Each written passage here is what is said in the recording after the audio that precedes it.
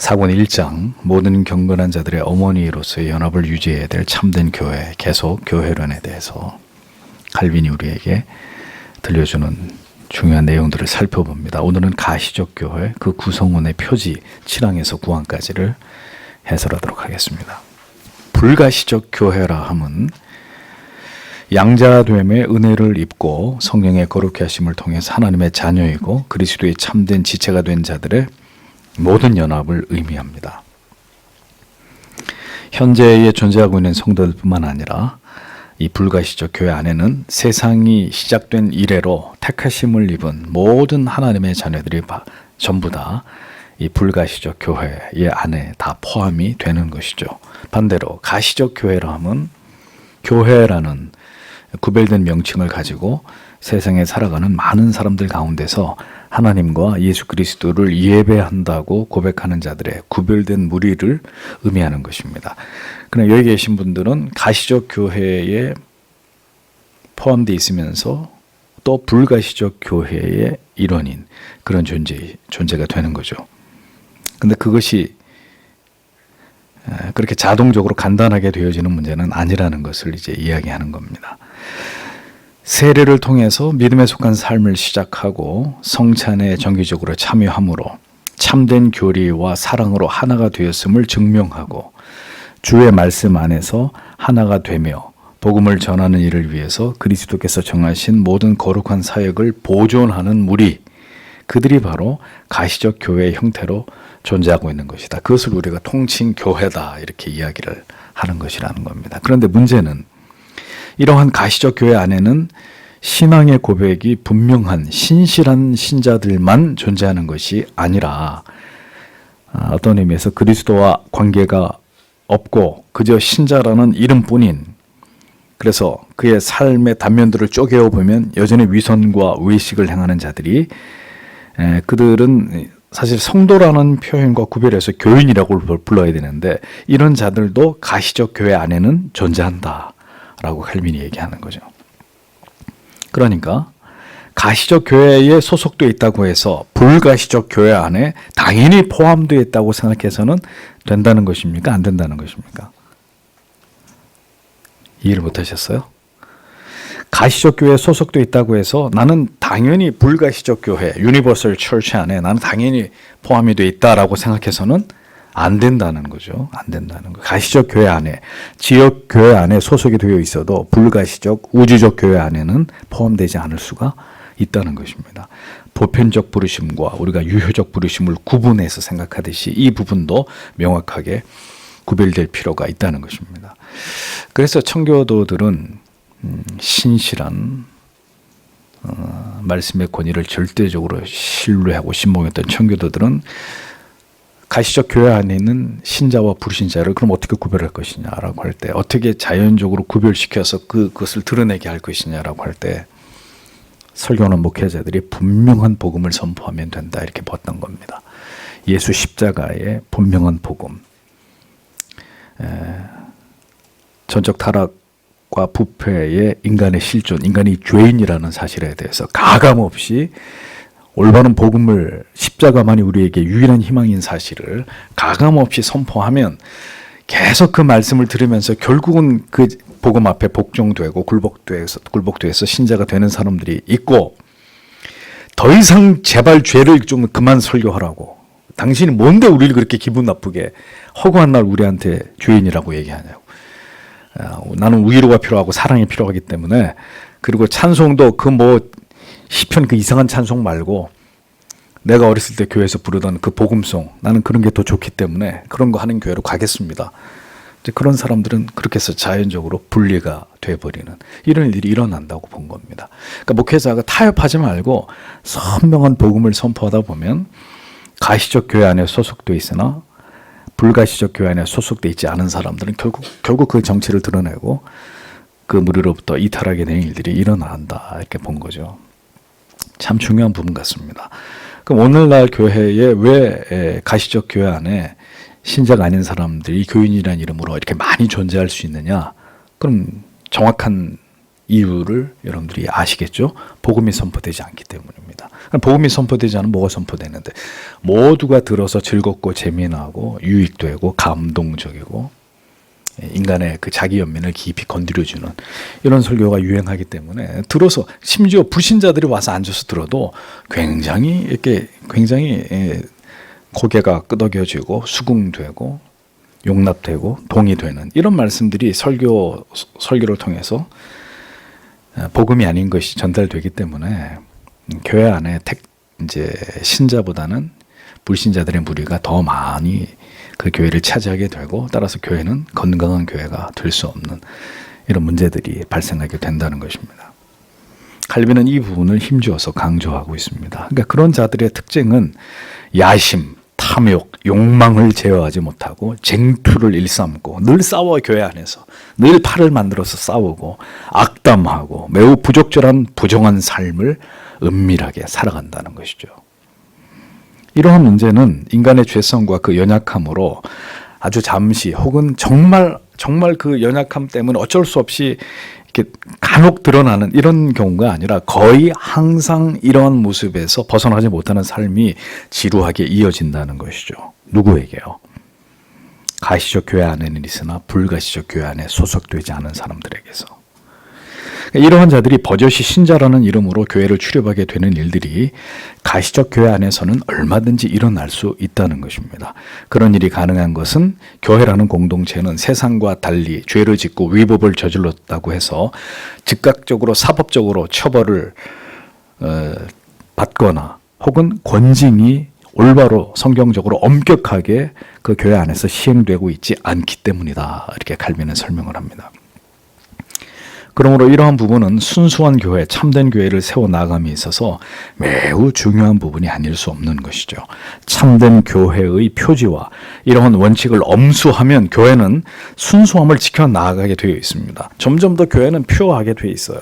이런 원칙들을 타협하지 않고 목회자와 그 교회 모든 성도님들이 그 가치를 매우 중요하게 여기고 그것을 향해 계속해서 개혁해 나아가면 그 교회는 하나님이 기뻐하시는 순수한 교회의 모습으로 점점 변화되게 되어 있습니다.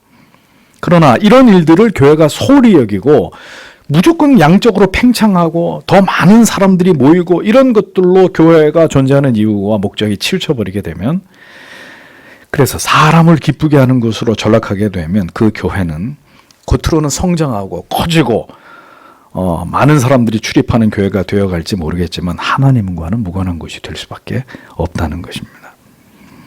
참된 신앙과 그릇된 신앙이 드러나게 되고 자연스럽게 참된 신자와 거짓된 유사 그리스도인들의 정체가 나타나게 되는, 이러한 어떤 교회와 공동체가 진리 위에 서 있는 건강한 교회라고 말할 수 있는 것이죠. 참된 진리 안에서 함께 끝까지 가게 되는 성도와 중도에서 끊임없이 이탈하게 되는 무리들이 교회 안에서는 생겨날 수밖에 없는 것입니다. 모두가 와서 모두가 100% 그 교회 멤버십을 가지고 정회원으로 평생을 잘 하나님의 교회를 섬겨 나간다면 좋겠지만, 그런 일들이 지상교회 안에서는 그렇게 100% 완벽하게 일어날 수 없다는 거죠. 그럼에도 불구하고 우리가 중요하게 여겨야 될 부분은, 불가시적인 교회는 오직 하나님께서만 판단하시고 인정하심을 믿고 교회라 불리는 가시적 교회를 할지라도 우리가 존귀하게 여기고 교회냐 교회가 아니냐, 참된 교회냐 아니냐, 이런 문제에 대해서 우리가 신중하게 이걸 다루어야 된다는 거죠. 함부로 사람의 관점에서 저건 교회 아니야, 신자 아니야, 저건 목사 아니야, 우리의 관점으로 이런 일들을 함부로 이렇게 다루는 것에 대해서는 칼빈은 경계하고 있는 거예요. 그것은 하나님만이 판단하신 문제라는 것입니다. 아무리 무너져가고 있는 교회들이라 할지라도 교회의 머리 되신 그리스도께서 그 교회를 버리시지 않으시고 돌이켜 회개할 것을, 처음 사랑을 회복할 것을 촉구하시면서 계속 하나님이 회개할 기회를 주시잖아요. 그래서 그 교회가 돌이켜 회개하면 감사하는 것이고, 그렇지 않으면 주님의 촛대로 옮기실 수도 있지만 그건 주님의 소관이라는 것입니다. 그래서 요한계시록을 보면서 우리가 7교회를 살펴볼 때 잘하는 것 하나님이 칭찬하시잖아요. 잘못한 것에 대해서는 하나님이 분명히 엄중하게 꾸짖으시지만 잘한 부분은 분명히 칭찬하신다고요. 그리고 교회라고 부르지 않지 않는단 말입니다. 교회라고 분명히 말씀하시잖아요. 그러므로 우리는 성경과 교리에 근거해서 분명히 올바른 분별과 비판의 능력을 가지고 있으되 우리가 함부로 교회들을 이단으로 정죄하거나 그리스도의 교회를 교회로 인정하지 않는 일들을 지극히 삼가하고 주의해야 한다는 것입니다. 우리가 이단이라 그러면 이단이 되는 게 아니에요. 이단이라는 정죄는 한국 교회 총회가 결의를 해서 아무개 이런 단체 혹은 이러이러한 사람, 이러이러한 그 교주가 이단이다라고 분명히 공식적으로 정죄를 해야 이단이 되는 거죠. 칼빈은 분명히 오류가 있고 불완전하며 거듭나지 못한 신앙의 외식자들이 교회 안에 존재한다 할지라도 그러나 교회가 변화되고 회개할 수 있음의 가능성을 절대로 배제시키지 말고 그러한 자들과 불완전한 그리스도의 교회들을 존귀하게 여기고 함께 교제를 유지할 수 있어야 된다. 이렇게 분명하게 강변하고 있습니다. 분리는 최후의 선택이에요. 분리는. 도저히 진리의 문제로 인해서 교류와 교통이 불가능해진 이런 상황에서 신중하게 결정할 문제라는 거죠. 어떤 문제겠어요? 그런 문제가. 예를 들면 이제 동성애를 지지하는 교회, 지지하지 않는 교회. 이거는 도저히 같이 갈 수 있는 문제가 아닌 거죠.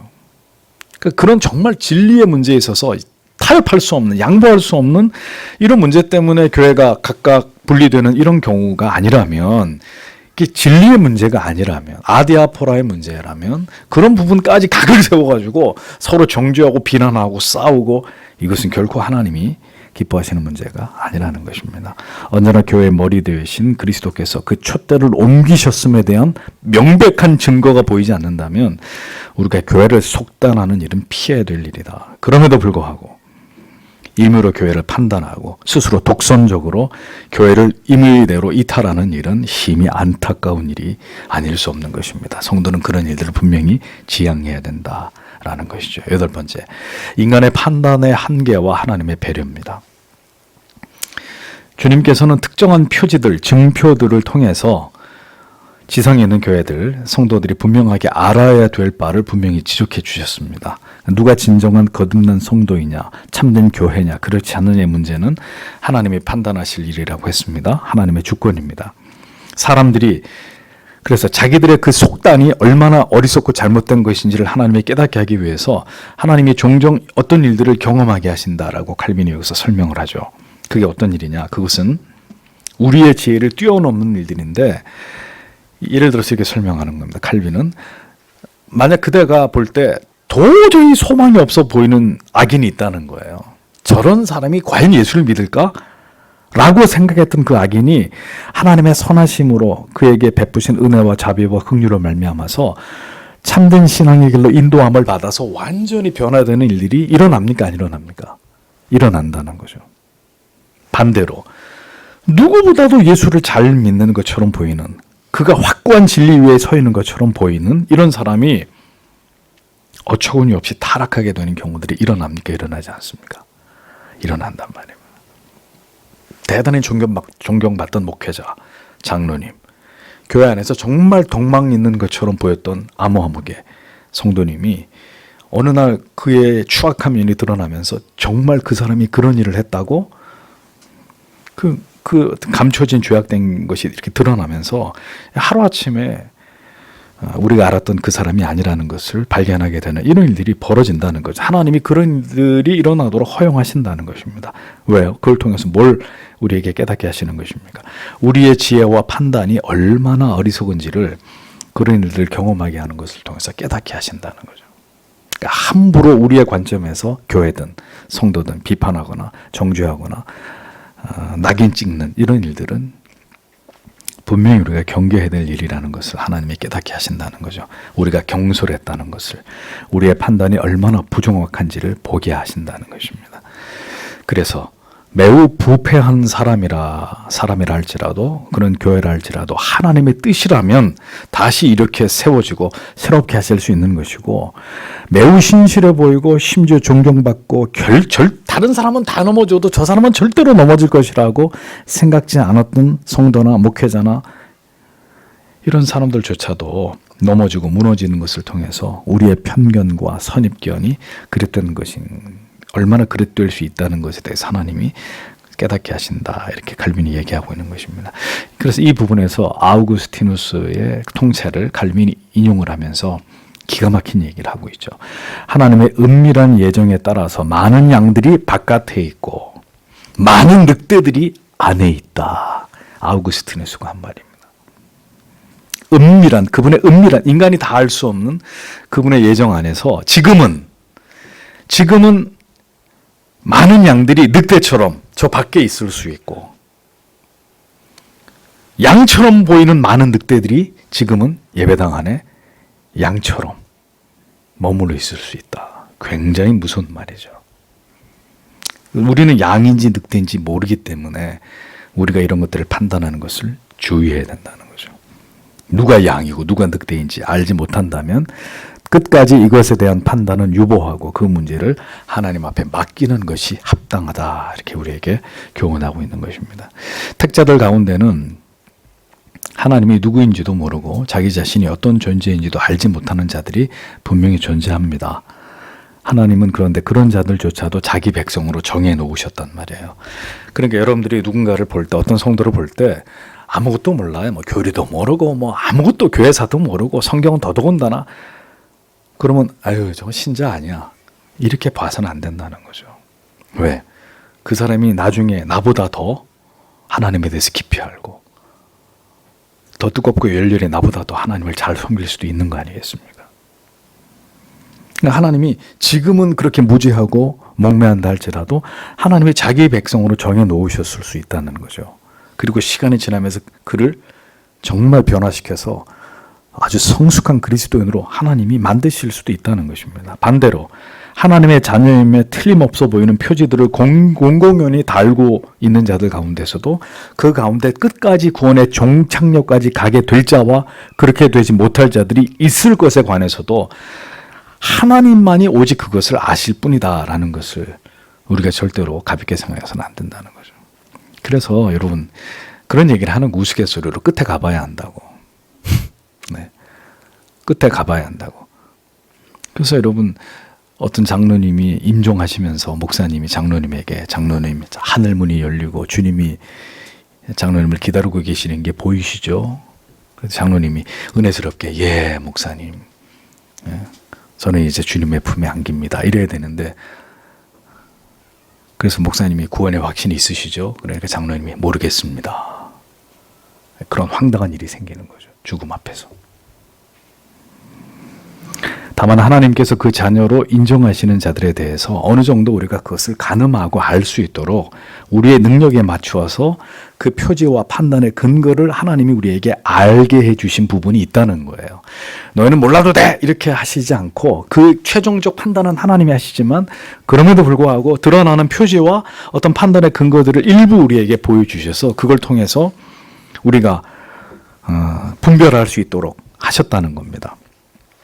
믿음을 분명하게 고백하고 그리스도인으로서의 삶의 모범을 보이고 물론 쓰러질 때도 있지만 끊임없이 자기가 빛과 소금이라는 사실을 알고 거기서 일어서서 신자됨의 삶을 살아가려고 하고 성례에 항상 올바르게 참여하고 성찬식인지도 모르고 왔다가 아무 생각 없이 잔과 떡을 받으면서 자기 스스로 죄를 지는 그런 게 아니라 성례에 올바르게 참여하는 것으로 그의 신앙이 하나님 앞에 고백되고 그래서 그리스도를 시인하는 이런 교회, 이런 지체들 인정하게 하신 것입니다. 하나님이.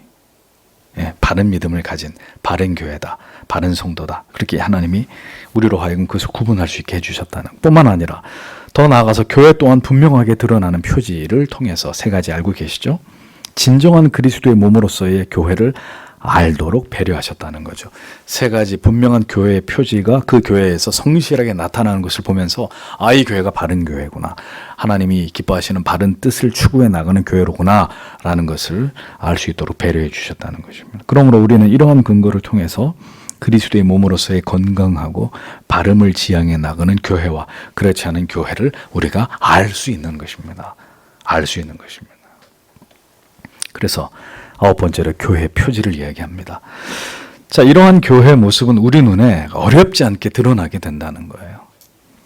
그런데 이제 그 기준을 알면 지금 말씀드린 바대로 참된 교회의 표지가 뭐냐라는 기준을 정확히 알고 있으면 그 안경을 가지고 이렇게 딱 바라봤을 때 이 교회가 바른 진리를 추구하는 교회다, 그렇지 않다라는 걸 알 수 있는데, 이제 그 기준조차도 없다. 바른 교회 표지 그게 뭐야? 이제 그런 기준조차 없으면 그 사람 눈에는 다 똑같이 보일 거 아니겠습니까? 그건 아니라는 거죠. 어렵지 않게 우리 눈에 교회 모습이 드러납니다. 하나님의 말씀이 변질되지 않고 순결하게 전해지고, 그 말씀을 들으면서 그리스도께서 몸소 정하신 규례를 따라서 성례가 올바로 시행되면 그 교회는 그리스도의 교회로 인정할 수 있어야 한다는 것입니다. 이와 같은 표지를 굳게 지키면서 두세 사람이 모인 그곳에는 주님이 그들과 함께 하시겠다고 약속하고 계신다는 거죠. 오늘 읽은 성경 구절의 말씀이 그것입니다. 두세 사람이 인터넷이라는 공간을 통해서 혹은 집에서 TV 앞에서 어디든지 어떤 방편으로든지 예배를 해도 괜찮다. 저는 이 구절을 그렇게 인용하는 많은 목회자들을 보았습니다. 이 구절은 그런 뜻이 아니란 말이에요. 다시 여러분들이 여기서 칼빈이 언급하고 있으니까 저도 이 말씀을 이렇게 드리게 되지만, 교회됨의 바른 표지를 지키는 그곳에 그 모임이 크든지 작든지 성도가 얼마가 모이든지 주님이 그곳에 함께 하시겠다는 의미이지, 그걸 이상하게 해석을 해가지고 말입니다. 우리 멋대로 그렇게 예배를 드리고, 그러니까 작년 내내 여러분, 자, 이 교회 3대 표지를 지키지 못한 그런 형태의 소위 모든 예배, 그리고 소위 어떤 교회라고 이야기하는 이런 것들을 우리가 어떻게 정상적으로 우리가 인정할 수 있냐는 거죠. 그런 경우라면 정말 두세 사람이 개척을 해서 목사와 사모, 목회자의 자녀들 이렇게 앉아서 예배를 드려도 그 예배는 하나님을 기쁘시게 하는 이 분명한 표지를 지키면서 바른 교회를 지향해 나간다면 하나님이 인정하시는 교회 예배가 될 수 있지만, 이런 것들을 깡그리다 무시하는데 몇천 명이 모여서 예배를 드린다? 아니라는 거죠. 바른 교회가 아니라는 거잖아요. 그리스도의 보편교회는 비록 모든 나라와 민족에 따라서 나뉘어져 있고 흩어져 있지만, 교회의 신적인 교리, 진정한 교회됨의 표지를 함께 지켜나간다면 참된 진리와 교리에 동의하며 동일한 신앙의 끈으로 묶여 있다고 보아야 한다. 칼빈이 분명히 얘기를 합니다. 그러니까 예를 들면 이 세 가지 표지를 잘 지켜도 교회들마다 더 그것에 대해서 엄격한 교회가 있고 덜 엄격한 교회가 있겠죠. 그러면 더 엄격한 교회가 덜 엄격한 교회를 지탄하고 비판하고 이렇게 해서는 그리고 당신들은 교회 아니야, 이렇게 해서는 안 된다는 거죠. 이 3대 표지를 분명히 지켜나가는 가운데서도 교회의 모습이 분명히 차등이 존재할지라도 이 진리와 교리에 동의하면 동일한 신앙의 끈으로 묶여 있다고 보아야 된다. 그래서 더 그런 부분에 있어서 바른 것을 지향하는 교회들이 그렇지 않은 교회들에게 좋은 영향을 미치면서 또 노회나 총회 활동을 통해서 우리가 더 이 하나님이 기뻐하시는 길로 교회를 개혁해 나갑시다. 하나님이 더 기뻐하시는 것을 추구하며 우리가 함께 그걸 향해 갑시다. 이런 태도가 옳다는 거죠. 다 분리주의로 잘라내고 나뉘어버리는 게 능사가 아니라. 모든 교회들이 나라마다 지역마다 각기 흩어져 있다 하더라도 그 모든 교회들은 모두 보편교회 아래 속해 있는 교회들입니다. 각 교회들마다 그들의 공적으로 교회 표지를 올바로 지켜 나아가는 것을 통해서 그 명칭과 권위를 정당하게 지켜 나아가는 것이고, 각 개인들은 자기들의 신앙을 분명하게 고백함으로 그런 교회에 그리스도의 몸으로 소속되어 있는 것을 정당하게 인정받게 되는 것이라는 것입니다. 그들이 어떤 교회의 정회원이 아니라 할지라도 죄를 지어 권징과 치리를 통해서 출교되지 않는 한 모든 교회에 속한 자들이라고 봐야 되는 것입니다. 그래서 저희 교회는 특별히 등록하십시오, 이렇게 이런 걸 절대 강요하지 않잖아요. 강요하지는 않으나 등록해서 그 교회에 멤버십을 갖는 것을 거부하거나 그래서 기피할 이유도 없는 것입니다. 그 교회의 정회원이 돼서 모든 자격과 권한을 가지고 열심히 그 교회를 바르게 세우는 일에 참여하고 함께 섬기고, 이것은 귀하고 아름다운 일이죠. 그러니까 어떤 다른 인간적인 생각으로 등록을 하지 않고 교회를 다니는 것도 그다지 바람직하지도 않고, 교회 오자마자 덥석 등록부터 하는 것도 올바르지 않다는 거죠. 단 교회는 그런 정회원이 아니라 할지라도 그가 교회 앞에 심각한 어떤 죄를 짓고 심지어는 출교까지 당해야 될 만큼 그런 문제가 생겨서 교회에서 이렇게 축출해내야 될 그런 상황이 벌어지지 않는 한은 그 교회 정회원이 아니라는 이유 때문에 우리 교회 교인이 아니요, 이렇게 해서는 안 된다는 거죠. 다 그리스도 안에서 한 몸을 이루고 있는 성도로 그렇게 인정해 줄 수 있어야 된다는 것입니다. 성도 가운데는 그의 삶이 경건하지 않고 그의 신앙의 인격이 성도의 품격에 맞지 않은 사람들이 존재할 수 있습니다. 그러나 그럼에도 불구하고 교회는 그런 자들, 믿음이 없거나 아직 성화에 뚜렷한 진전이 없는 성도를 할지라도 그들을 용납하고 그가 드러내는 신앙의 공통적인 그 고백을 통해서 그를 신자로 인정해야 되는 경우가 있다라고 칼빈이 분명히 말하죠. 왜요? 아까도 말씀드렸지만 그가 계속 그런 모습으로 있는 것이 아니라 하나님이 은혜를 주실 때 성숙한 그리스도인이 될 수 있는 가능성을 절대로 배제할 수 없기 때문입니다. 그가 성도가 아니라 할 만한 분명한 증거와 배도의 충분한 결과가 나오기 전까지는 그를 그 위치에 두어야 한다. 칼빈처럼 엄격한 하나님의 사람도 교회나 성도들을 이렇게 잘라내는, 도려내는, 교회가 아니다, 신자가 아니다라고 하는 문제에 있어서만큼은 굉장히 조심하고 있는 것을 보여주는 것입니다. 함부로 그렇게 할 수 없다는 거죠. 그 권한은 하나님께 있다는 것입니다. 성도로 참된 신자로 인정되는 일도 성령이 주도하심으로 신중하게 이루어져야 될 일이지만 반대로 그가 성도가 아니라고 말하는 일조차도 그렇게 할 만한 성경이 명하는 불법하고 용인될 수 없는 심각한 진리와 신앙에서 이탈한 결과물이 있기 전까지는 우리가 함부로 판단할 수 있는 문제가 아니라는 거죠. 제가 여기 서서 어느 날 여러분, 동성애는 성경적인 것입니다. 저는 낙태를 지지합니다. 그리고 저는 종교다원주의가 잘못됐다고 생각하지 않습니다. 라는 발언을 서슴지 않고 한다면 당장 노예다 고발하고 저를 잘라내야 되는 거예요. 지금 제가 얘기한 이 문제는 그래도 정이 있는데 우리 목사님, 그리고 몇 년 동안 그렇게 생각할 문제가 절대로 아니라는 거예요. 제가 이렇게 전해교에서 열심히 말했더니 그런 문제도 아닌데 노예다 고발을 해가지고 기어코 잘라내잖아요. 지난 얘기인데 또 이게 여기서 이렇게 나오네. 용서하십시오. 그러니까 그게 그렇게 중요하다는 거예요. 그게 도저히 용납될 수 없는 문제가 있다는 거죠. 용납될 수 있는 문제가 있고 얼마든지 절대로 그런 문제들이 목회자에게나 성도에게서나 나타나서는 안 되는, 그것을 그럴 수도 있지라고 생각하고 넘어가면 그게 이제 비정상적인 거예요. 그런 문제는 분명하게 교회의 법을 통해서 말씀과 교례와 법을 통해서 다루어서 척결해야 되는 문제라는 거죠. 그런 문제가 아니라면 모든 문제를 그렇게 가져가서는 안 된다라는 겁니다. 기다려주고 인내해주고 그렇게 자라가도록 하나님이 그에게 은혜를 주시도록 기도하면서 붙들고 가야 될 부분이 분명히 있다는 거죠. 그러니까 이러한 부분들을 심각하게 고려해야 되는 이유는 이것이 바로 사탄이 어떻게든 성도와 교회를 갈라놓으려고 하고 보편 교회의 통일성을 훼손하려고 하는 이런 사악한 일들이 끊임없이 교회를 향하고 있기 때문에, 그런 일들이 교회 안팎으로 교회가 공격당하는 문제이기 때문에 그런 것으로부터 교회와 성도의 정당한 지위와 권위를 지키기 위해서라도 칼빈은 이 문제를 자꾸 이렇게 오픈하기보다는 이렇게 닫으려고 하는 거예요. 그러니까 하나님이 결정할 문제다. 기다려줘라.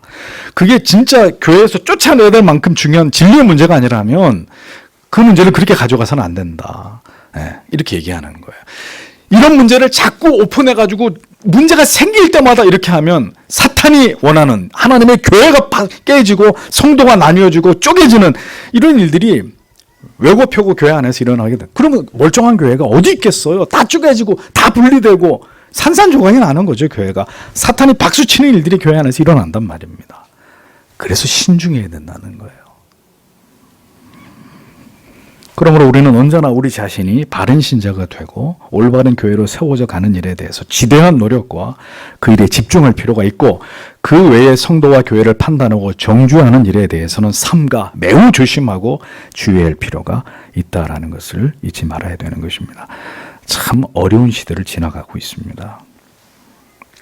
참된, 진정한, 올바른, 이제 이런 수식어들이 앞에 붙어야 되는 거예요. 목사냐? 진짜 목사냐? 교회냐? 바른 교회냐? 믿음이냐? 참된 믿음이냐? 뭔가 앞에다가 뭐 이런 수식어들을 이제는 굳이 붙여야 되는, 이런 것들 가지고 성도, 구원, 믿음, 이것을 앞에 붙여야 그 진위를 알 수 있는 이런 시대가 되어버렸다는 거죠. 안타깝게도. 그럼에도 불구하고 우리는 성경과 교리의 관점으로 올바른 분별이 필요하면서도 동시에 그럼에도 불구하고 그리스도께로부터 끊어진 교회나 신자를 우리가 판단하는 문제에 대해서는 참으로 주의하고 신중해야 될 필요가 있다는 것입니다. 그리고 우리는 계속 권면해야 되는 거예요. 설득하고 권면하고 하나님의 말씀을 가지고, 사람의 말이 아니라 이 분명한 하나님의 말씀과 이 진리의 분명한 증거들을 가지고 그대가 왜 잘못되니, 그대가 주장하는 그것이 왜 잘못인지, 그 믿음이 왜 옳은 것이 아닌지, 그러한 교회의 정치와 치리와 이런 모든 것들이 왜 합당치 않은지에 대해서 그를 사랑하는 마음으로 계속 그런 것들을 보여주고 설득하고 설명하고 가르치고, 그런 일들을 감당해야 된다는 것입니다. 오직 성경이 말씀하는 바른 표지와 증표들을 바탕으로 참된 회심, 중생, 구원, 그리고 참된 그리스도의 교회를 분별하면서 하나님을 신앙하되 언제나 최종적인 판단은 하나님의 몫이다라는 것을 알고 삶과 교회와 성도를 판단하는 일에 신중을 기해야 된다라는 것을 잊지 않으셔야 됩니다. 보편적 교회 연합과 통일성을 지키는 일도 중요하고, 또 한편으로 성경과 교리에 벗어난 그릇된 신앙의 길로 가는 교회나 신자들을 바른 신앙의 길로 이끌고 그들을 교정하는 일도 매우 중요하다라는 것을 기억하셔야 되는 거죠. 우리가 할 수 있는 것을 최선을 다해서 하되 우리가 판단하는 일은 주의해야 되고, 우리 안에서 오늘도 하나님의 기뻐하시는 뜻이 이루어지기를, 주를 기쁘시게 하는 교회와 성도 되어져 가는 일에 더 노력하면서 주의 도우심을 구하는 성도들이 되어야 합니다. 그래서 어떤 경우에는 뭔가 현저하게 잘못된 길을 갈 때 저 길은 믿음의 길이 아닙니다 라고 말해야 될 필요가 분명히 있지만, 그렇게 해서 어떤 교회나 어떤 신앙에 대해서 판단하는 것보다 더 중요한 것은, 그럼 우리 교회는 하나님 보실 때 정말 바른 길로 가고 있느냐 하는 문제에 대해서는 더 많은 노력, 더 많은 세심한 주의, 그것에 대한 집중, 끊임없이, 그래서 나부터, 우리의 교회부터 개혁해 나가는 일에 대해서 우리는 최선을 다해야 된다라는 것을 잊어서는 안 되는 것입니다. 다른 사람 열심히 비판하고 정죄하는 사람의 영혼은 어떻게 되는 줄 아세요? 고사돼요. 메말라 버려요. 어떤 사랑도 보이지 않는 강팍하고 차디찬 그런 영혼이 완전히 냉각되고 말아요.